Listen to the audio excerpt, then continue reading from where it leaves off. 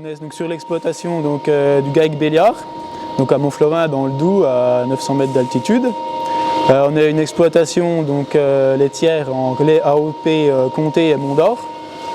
On a donc 430 000 litres de référence de lait. Donc on est 3 associés.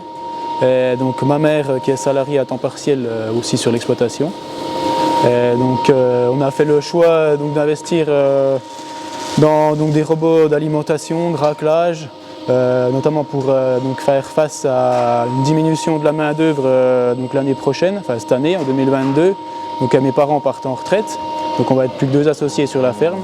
Donc vu qu'on est en zone AOP Comté Mont d'Or, on a une ration en foin erguin, donc on n'a pas le droit à l'ensilage, ni même d'ajouter les concentrés dans le bol. Donc on mélange juste du foin et du regain dans le bol. Il va passer toutes les heures pour repousser les refus et mesurer ce qui reste en face des auges, et pour après rapporter une ration fraîche régulièrement, quoi. Avant on distribuait le foin puis le regain à la pailleuse, on avait une pailleuse, donc on distribuait avec. On trouve depuis qu'on est passé avec le Vector qu'on a augmenté beaucoup en TB, en taux butyreux. Donc on n'a pas eu forcément de gros écarts en volume de lait, en litrage proprement dit, mais plus sur les taux. Je pense que c'est le fait que ça amène des rations plus fraîches régulièrement, quoi.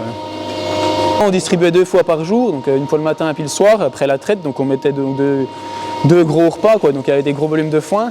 Et puis c'était souvent les vaches dominantes qui venaient manger en premier, et puis les plus faibles, elles mangeaient après un peu ce qui restait, quoi. Que là vraiment, elles arrivent à venir manger même du foin frais régulièrement, quoi. Parce qu'elles ne mangent pas tout à la fois, quoi. C'est vraiment fractionné, quoi. Il y a quand même deux grosses parties dans la journée où elles mangent quand même après la traite, beaucoup.